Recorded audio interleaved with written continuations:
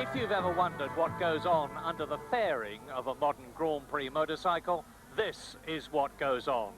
This is a state-of-the-art Grand Prix motorcycle. It's a 500cc Honda of the type that Wayne Gardner and Freddie Spencer ride. Down there are 4 water-cooled cylinders, 500cc. It produces 160 horsepower. It weighs 120 kilograms. There is a 6-speed gearbox, and believe it or not, if the gearing is right, it will do 180 miles an hour. And this is the machine, and ones like it, that they're going to be riding in the 500cc Grand Prix at Donnington today. How's this for a contrast? This 80cc Works trouser has got a single-cylinder engine which develops 32 brake horsepower. It has a 6-speed gearbox. The engine revs at 14,500 RPM, and believe it or not, it will do 140 miles an hour. Fantastic. This is Donnington 50 years ago, and this is sidecar racing at Donnington 50 years ago. In those days, the bike and the chair were separate entities, but now they're one and the same. This is the Fowler Yamaha sidecar outfit.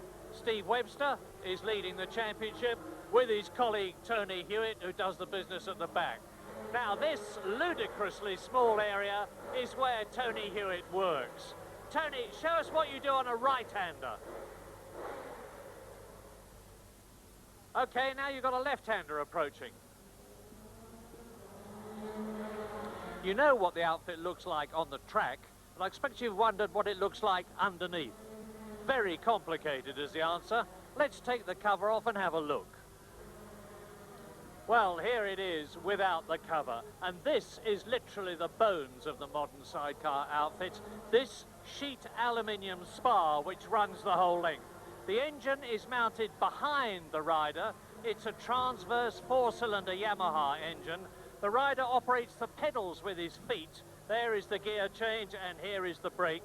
The exhaust pipes run forward, and the exhaust comes out there.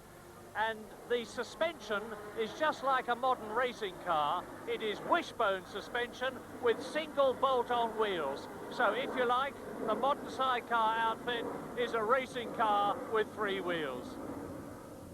The first ever British Grand Prix at Donnington was a rip-roaring, unqualified success. 5 races, and the most important of which was the 500cc solo race, the one they'd all come to see because, amongst other things, it was the race at which 3 times world champion Freddie Spencer made his return. After 8 rounds, Wayne Gardner, the Australian on the Honda, was leading with 93 points, ahead of Randy Mamola from America on the Yamaha in 2nd place. His compatriot Eddie Lawson, double world champion, 3rd. The top Briton, Ron Haslam, and in 5th place the Italian Pier Francesco Chili. Britain Rob McElhenney tied with Tadahiko Taira, the Japanese rider, for 6th place, and in 8th position the Scotsman Neil Mackenzie. So now let's join the riders on the grid. Wayne Gardner in pole position, the likeable Australian, the World Championship leader, who won in West Germany, who won in Holland, and is leading the championship by a clear 18 points. Well, there is the enormously successful Randy Mamola, and he's won this year's Japanese Grand Prix. He's had 3 second places. He's 2nd in the World Championship. He has won the British Grand Prix twice already, and he is very, very relaxed and confident. There are the eyes of Eddie Lawson, 3rd in the World Championship. He is a bit demoralised because of the success of Wayne Gardner. So the front rank of the grid, left, number 2, Wayne Gardner, pole position. Alongside him, number 1, world champion Eddie Lawson. Alongside him, number 3, behind the man with the red flag, Randy Mamola, double Grand Prix winner. Alongside him, number 11, Neil Mackenzie, the Scotsman in his first full year as a works rider. Completing the front rank on the blue Yamaha X250 world champion Christian Saron. On the left of the grid on the 2nd row, Number 9 is the distinctive black Honda. There he is, of Rocket Ron Haslam. Then alongside him is Rob McElhenney, and Freddie Spencer, number 19, making it. There he is in the centre of your picture now. And then Didier de Radiguez on the leading European machine, number 7, the Belgian on the Cagiva, the Italian Cagiva. The red light is on, and it's go, and Rocket Ron is up alongside Wayne Gardner. It's a superb start for the Englishman, and as they peel off into the right-hander at Redgate and go soaring through, it looks as though everybody is well away. Rob McElhenney has made up a few places. Now it is the fast, tremendously quick sweep down to the Craner curves, and they're doing about 145 miles an hour from a standing start as they go through here. And it's Spencer, Freddie Spencer, back in Grand Prix racing, who is leading. Has Fast Freddie been sandbagging all the time? Has he got his racing sharpness back again? This is an absolutely sensational development right at the start of the British Grand Prix, something that not even his enthusiastic followers would have believed possible. There's McElhenney streaming through. And so Spencer on the Honda, followed by world champion Eddie Lawson. There is Randy Mamola on the Yamaha, going through in about 4th position. But just look at the pace of 3 times world champion. Down to the S's they come for the first time. 2nd gear, about 75 miles an hour, and Haslam is in 2nd position. Haslam has moved up into 2nd position ahead of Lawson. Great stuff. There is Ron. Very distinctive, his riding style. He sort of hunches over on the right-hand side of the machine. Number 1 is Lawson. Wayne Gardner is in 4th position as they go round the Melbourne hairpin for the first time in this 30-lap race. Neil Mackenzie is behind him, and there is the leader, 25-year-old Freddie Spencer from Shreveport. That is Neil Mackenzie on the Works Honda out of the left, and it's Spencer, Haslam, Lawson, Gardner. Didier de Radiguez is in 5th position, and in 6th place is Neil Mackenzie, and Barry Sheen. What a sensational start for Freddie Spencer. Well, yeah, it certainly took everybody by surprise. It's the best thing in the world he could do, really, because psychologically everybody was discounting Freddie Spencer, you know, thinking he was having a hard time in practice. But when you're sitting on the line, you're not worried about Spencer. All of a sudden he's up the front there, so psychologically he definitely has the advantage.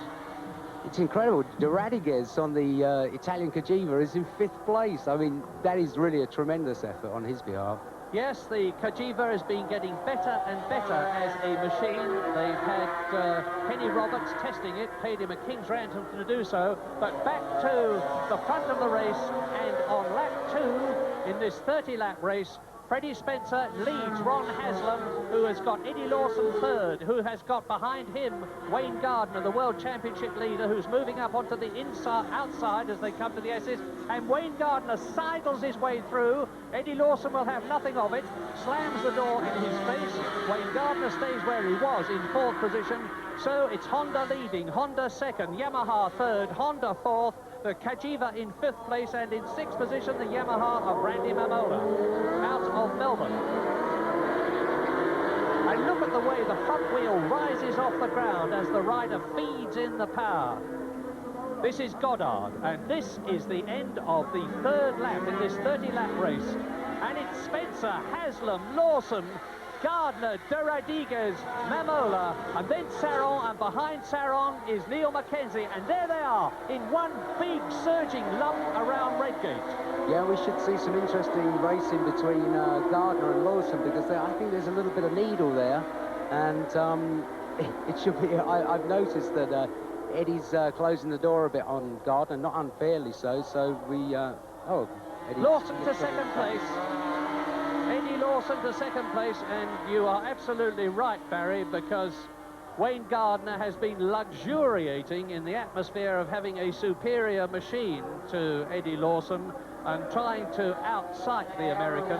But Yamaha have done a lot of work on the bike recently, and it seems to be going a lot better here. Yeah, it sure does. Eddie came good at the end of practice yesterday, and as I say, you know, Wayne said a couple of things about Eddie that he'd given up. He stopped trying for the World Championship, and I think it sort of needled Eddie a bit, and this is the reply. I cannot overemphasize what an amazing ride already it is of Freddie Spencer. He has not ridden in a race effectively for 18 months. He's had no practice, he's had wrist injuries, he's had knee injuries, he's broken his collarbone twice. He's only had 3 days to get back into the racing groove, and he said to me yesterday, you know, racing is a bit like riding a bicycle. Once you've done it and you know how to do it, you always remember. Yeah, that's very true, Murray, but the only problem is, I think physically, Freddie might be struggling later on in the race, because with a 500 Grand Prix bike, it's not very hot here today, but it's still an extreme sort of exertion physically. And I think as the race gets to the later stages, if he's still in good physical shape, then I will be very, very surprised. 10 out of 10 to Freddie Spencer, 10 out of 10 to Ron Haslam. He holds his 3rd position. Only Eddie Lawson and Freddie Spencer are in front of him. There he is, number 9. World Championship leader Wayne Gardner, who may be playing a waiting game, although I rather doubt it, is in 4th position. The first 4 are breaking away slightly, and in 5th position now it's Christian Saron on the Yamaha. There he is, number 6, followed by Belgian Didier de Rodriguez. A terrific ride by the Belgian on the Kejiva. But what style and what performance, and look at Haslam. Haslam is up alongside Lawson, and Lawson is through. I think Spencer either made a little bit of a muck up there, or he's got machine trouble. I think he's got bike trouble, because he's back now to 5th place. Straight down to 5th place. Into the lead goes number 1, world champion Eddie Lawson. Up into 2nd place goes Ron Haslam. Up into 3rd goes Wayne Gardner. Up into 4th goes Saron. Down to 5th goes Freddie Spencer. And through goes Randy Mamola. So the American is on his way. Yeah, I think you'll find that Spencer will be in the pits by the looks of it, because I know they had his engine in pieces this morning. In the warm-up, he had a bit of a problem, and I wouldn't be at all surprised to see him retire. He has lost another place, as you say that. But over the line, it's Lawson, Haslam, Gardner, Saron, Mamola, de Rodriguez. Neil Mackenzie is closing up now and has moved through and upper place. Look for number 11. There he is. And all these bikes, of course, have got slick tyres, no tread on them. Lawson. Well, Eddie Lawson's got his leading ability back, but now Wayne Gardner is showing Ron Haslam his front wheel, and now he's showing him his back wheel. Yeah, he's certainly coming up, Wayne. He's pressing on, and by the reports that I read of all the races, out. Freddie Spencer out of the British Grand Prix. He did not have anything to prove, but my goodness, he has shown us he's lost none of his ability. I am utterly confident that it's not a Freddie Spencer problem. You can see by the frustrated way he nods his head in fury that he's got a bike problem. Well, it's sad for him. I mean, the way his luck's going, if he had a duck, it'd drown, you know, it's a real pity. And now Wayne Gardner has only got 1 man ahead of him. It is his main protagonist of the season, world champion Eddie Lawson, who won in West Germany and Holland. And don't forget that number 3, Randy Mamola, in 5th place, declared his intention before this race even started of there he is playing a waiting game. Randy Mamola is in a strong position. He's only a few lengths behind the leader. He's down in 5th place, and he can watch points. He sure can, and don't forget now, Randy's a bit of a Grand Prix veteran. It sounds quite funny, but he's ridden an awful lot of Grand Prix, and as I say, he's finished 2nd in the World Championship about 3 times. He's ever so experienced, and he's got his whole racing thing in control now. He'd also be really keen to win, because 20% of his prize money goes to Save the Children Fund, which is a nice thing. This is Roger Burnett. We are with Roger Burnett now, the British rider on the Works Honda 4. It doesn't even seem like it's in the race, because I can't see anybody. He can't see anybody in front. I guess he's at the front of the 2nd pack. Yes, Burnett is actually in a fine 7th place. But such is the pace in front of him that he's on his own with a clear circuit as Lawson, Gardner, Haslam, Saron, Mamola go through, but as quickly as that. Then there's a gap, and Burnett is now in 6th position. He's well up in the points. Ah, you see what I was saying about tyres? I was talking to the Michelin technician this morning, and after the 250cc race, they were very, very surprised at the wear rate. So I think we can have a few problems. Christian Sarrel moves up ahead of Ron Haslam into third place. Number 6, Christian Sarrel, the 32-year-old Frenchman from Clermont-Ferrand, the protege of the late world champion Patrick Pons, is charging. He has had injuries in the past to contend with. He's recovered from them magnificently, and he is very much in the hunt. In fact, Christian Sarrel has just put up the fastest lap of the race. He has gone round in 1 minute 39.91, and that is a speed of 90.08 miles an hour. That's in race trim. Now look at Roger Burnett, the young Englishman on the Honda. This is the bike that's carrying our race camera, and there is the proof of it as Burnett heels the bike over. And he's doing about 130 miles an hour, and in front of him is Neil Mackenzie, the Honda rider, and Mackenzie is in 6th position, Burnett is in 7th. Listen to the Honda of Roger Burnett.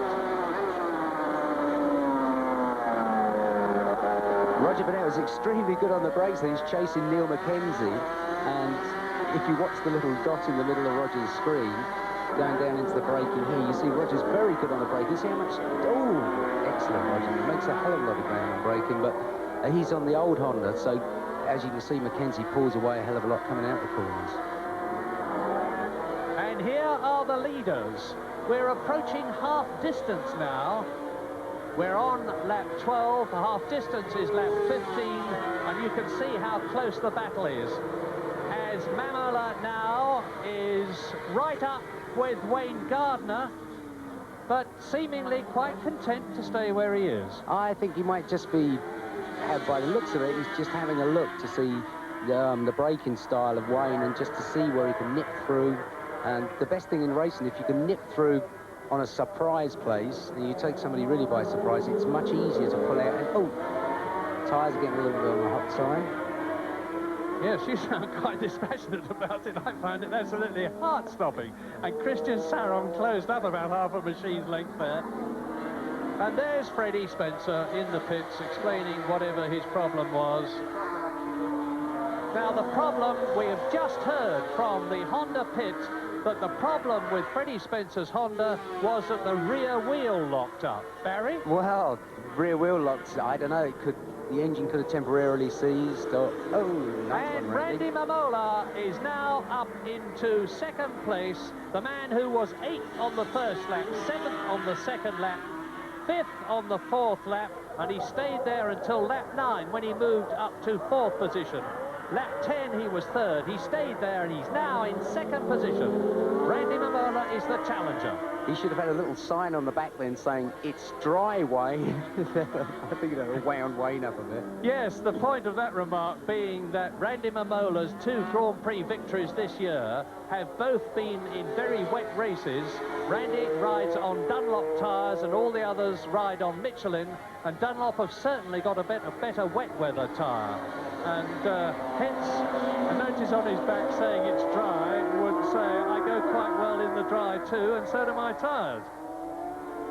And the fastest lap has just been put up by Randy Mamola in getting past Wayne Gardner. 1 minute, 39.61, 90.35 miles an hour. Haslam. Ron Haslam seems to get further over the bike than anybody else. He's almost got his chest on the steering head. Yeah, Ronnie Starr's always been like that. You'll see he comes out, he gets his head down very low, and that's... He looks through the screen, and that's something that most of us could never do. I don't know, it just sort of distorts everything, but seems to work all right for our Ronnie. And that is the battle for 7th position, currently held by Roger Burnett. Here he goes on the last year's V4 Honda, and Wayne Gardner said of this machine, I learned so much from mastering it that this year's Honda seems easy to ride, and I expect the same will apply to Roger Burnett when he gets onto a better machine in 1988. Well, that's it. You know, Roger said that he's a real handful to ride. You know, it doesn't... He rode my bike once and said how good it handled, and in comparison to that, you can see it wriggling. Oh, that's a good shot. Rodriguez, who's got past. Now you see what Roger Burnett has seen. The Belgian on the European Cagiva, the Italian bike, B4, and see how far he gets his knee out, and see how far they heel over. Now we're going down, all of us, with Roger Burnett, to the right-hander at Redgate, and we're going round now at about 115 miles an hour. Yeah, he's very good on the brakes, Roger Burnett, and you can see that the thing that he's riding is not quick, because you'll see that when he comes out of a corner, Didier de Radiguez that he's following will actually pull away from him. So you see now coming down into the old hairpin. You see, outstanding on the brakes, but they want to get him something to make it go, not stop. Talking about going, look at the rev counter needle in the bottom right-hand corner, hovering around between 10,000 and 11,000 RPM as he goes down past nice. Rodriguez. Great stuff. Yeah, it's a good place to pass there. It's and Didier's come back. Take that, you. This is fun, Marion. So, and meantime, don't forget, these two are only 7th and 8th now. Here is the leader, Eddie Lawson. Well, unless Mamola has got a lot in reserve, it looks as though Steady Eddie is in a good position to win again this year, and that would be for the 3rd time. There is Christian Sarrel on the B4 Yamaha, 4th in the race. Lawson, the leader. Now look for Mamola. There's the gap. Not nearly as much of a gap between Mamola 2nd and Gardner 3rd as there is between race leader number 1, Eddie Lawson, and Randy Mamola, number 3 in the background, who is 2nd. And Saron still there. Neil Mackenzie next in 5th position. Ronnie Haslam in 6th place. Lap 18, 30-lap race. Actually, it looks as if Didier de Radiguez and Roger Burnett are pulling back in a little bit on Ron Haslam. And Neil Mackenzie that we're looking at now is another man who's just recovering from injuries. He, like Martin Wimmer in the 250 race, broke an ankle earlier this season. In fact, he's only really just recovered from it, having broken a leg at Cadwell Park last year. And the man who's the 250 and 350 British champion, who rode the British Armstrong machine, which is effectively pulled out of racing, suddenly got his break when this time last year, number 11 there, Neil Mackenzie, got the opportunity to ride a work Suzuki in the British Grand Prix, and he rode so well that he was snapped up by Honda to accompany Freddie Spencer this year, and here he is. There is Lawson, and Wayne Gardner now back into 2nd position. Number 14 out of the race, Gustav Reiner, the West German rider on a 3-cylinder Honda. And the gap now is 1.3 seconds, so Wayne Gardner has halved the lead of Eddie Lawson in 1 lap, primarily due to his superior luck in getting past the tail enders, I suspect. Oh yeah, that's pretty true, but obviously Wayne's pressing on a bit now, so it's a little bit of both. Although, interestingly, Randy Mamola still holds the fastest lap, 1 minute 39.6, 90.35 miles an hour. Eddie Lawson, Yamaha, leads. Wayne Gardner, Honda. 3rd is Randy Mamola, Yamaha. In 4th position, it's Christian Saron, Yamaha. In 5th position, it's Neil Mackenzie, Honda. And in 6th place, it's Ron Haslam on the Honda. And this is Randy Mamola, who is in 3rd place, number 3. Coppice corner. I would say that Randy's having a bit of trouble with what I don't know, because he's lost an awful lot of ground. Yes, of course you never know. You stand here and look at them, and afterwards you find that the tyres had gone off, or that they'd lost a gear, or that the clutch was slipping. We can't tell looking at them, but as you say, Barry, it would seem that Randy Mamola, there's the gap, you see. I would say it's an odds-on favourite battle between Eddie Lawson and Wayne Gardner. Andy McGladdery out of the race. Well, that's bad luck for him. 1 minute 1:55. New lap record at Donnington to Wayne Gardner on the V4 Honda, 90.44 miles an hour. And there's the man he is chasing on lap 22, and that's the gap. Wayne Gardner, this tough, determined little Australian from Wollongong, is on the rampage now. He certainly is trying now, Wayne, because you can see the bike sort of snaking under braking, and I would say it's not going to be long before Wayne is up the front. Roger Marshall, and now Marshall is into the pits, incidentally the British champion many times over, and we're back again with Roger Burnett as he comes. There's I'll get it right in a minute. Rob McElney in front of him in the red leathers. Rob McElney on the Works Yamaha, pulling away from Roger Burnett on last year's Honda 4.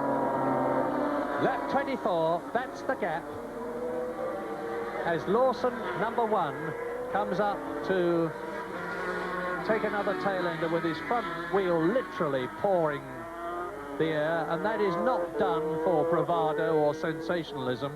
It's done because it is very difficult to control the front wheel. Such is the power of these bikes, 160 brake horsepower. And of course you can loop the loop very easily if you're not very experienced. And they have just lapped Sandro Valesi, the Italian, on his 3-cylinder Honda. And if it ends up being a sort of a last couple of corners effort, watching Wayne on the brakes is really, really good on the brakes. I know when the days when I was racing. So if Eddie is going to win it, he's going to have to really watch out the last 2 or 3 corners, because Wayne is a star when it comes to sticking it up the inside and getting on at the last minute. Barring machine trouble, it has got to be one of those 2 men as we look at number 11, Neil Mackenzie, in 5th place on the Honda 4, because Randy Mamola, who had declared his intention to play a waiting game, is obviously in some sort of trouble. He is now 7 seconds behind the battle for the lead, and that is much too much at this stage of the race. So it is between number 1, there he is in his distinctive leathers, Eddie Lawson, and the man from Wollongong, Wayne Gardner. If you were in Wayne's position, when would you be making your charge? If I was in Wayne's position, I'd sit right where he is now, and I'd keep sort of fiddling up the inside and up the outside. But you see, maybe he's got more in hand. He's just waiting for the right moment where he can nip past and then go for it for a couple of laps and pull out a lead. It's difficult to say. And meantime, Eddie Lawson, who has had a bit of a thing about the superior power and performance of the Honda 4 this year, will obviously, despite his experience and maturity, be worried, because literally almost Wayne Gardner's front tyre is rubbing his rear tyre.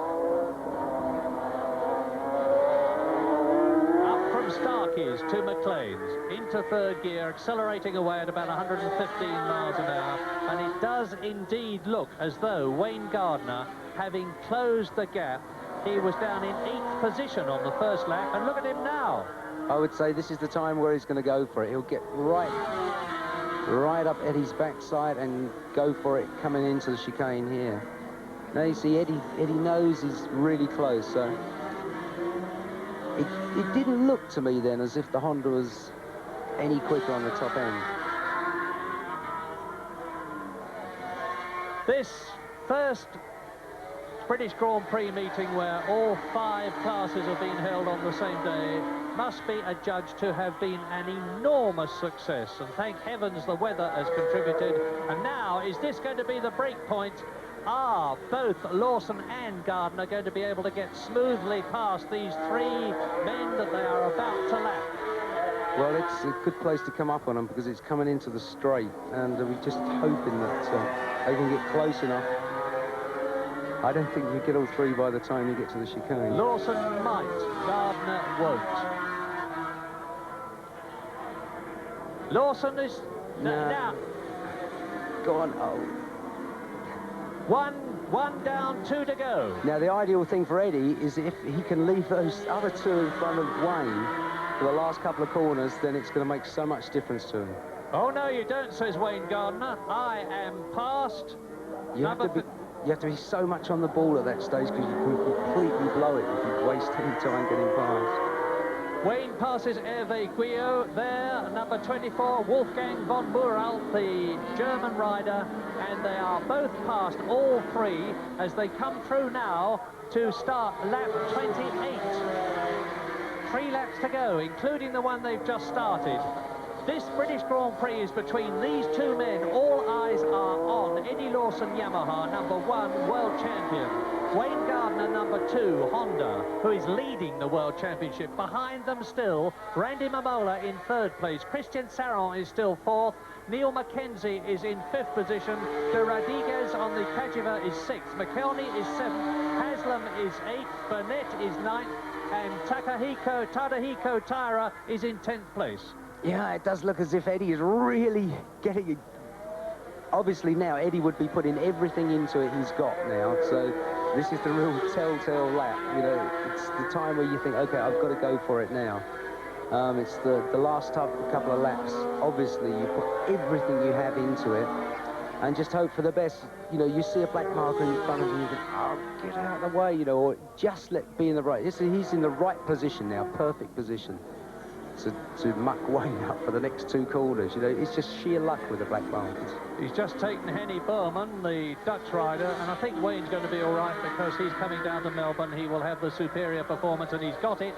And Wayne Gardner is fighting back to get into contention with Eddie Lawson as they come up now to start the penultimate lap. Lap 29 out of 30. 2 to go at the end of this one, and that's soon.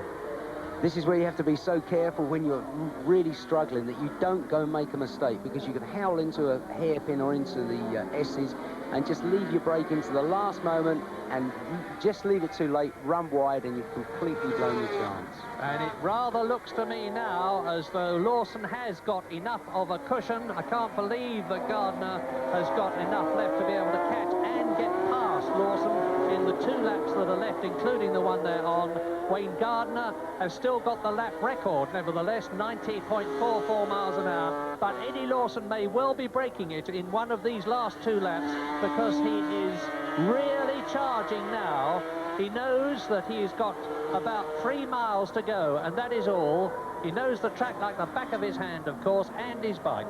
And don't forget that Wayne Gardner's leading the World Championship, and he's leading it from Mamola, so he's not going to be too worried about it. Yeah, yes, it'd be lovely to win and all that, but the main thing is he wants to finish the race and get the points. So he's doing the sensible thing now.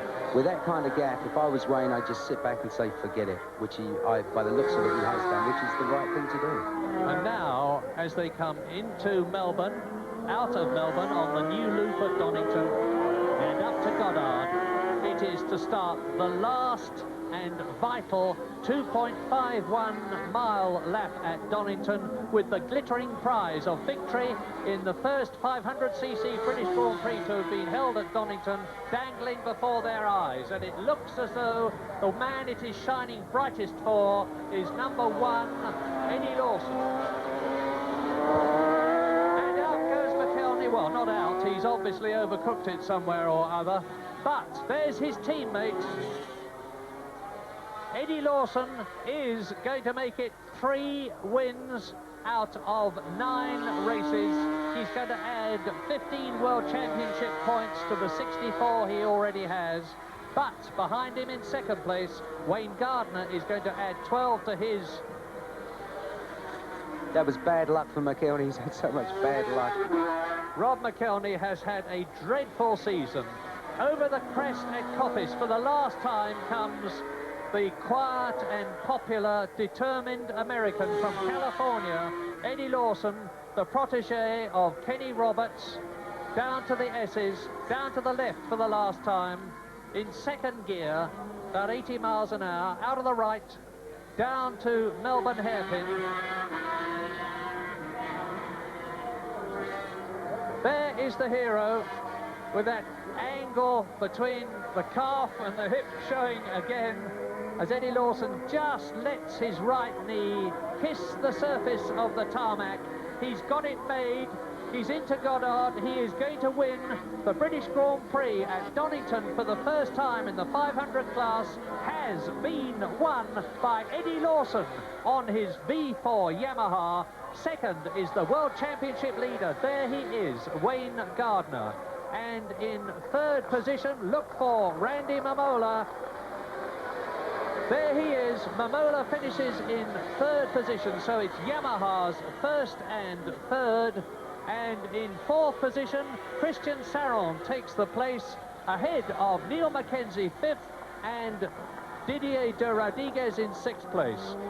And to show that you can be rivals on the track and friends as well, there was the handshake between race winner Eddie Lawson and World Championship leader, second place man Wayne Gardner. A brilliant and well-deserved win then for the Californian world champion Eddie Lawson on his Yamaha. And in second position, Australian Wayne Gardner on the Honda.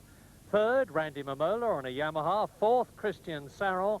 Fifth, Neil Mackenzie on a Honda. And in sixth position, Belgian Didier de Rodriguez on an Italian Cagiva.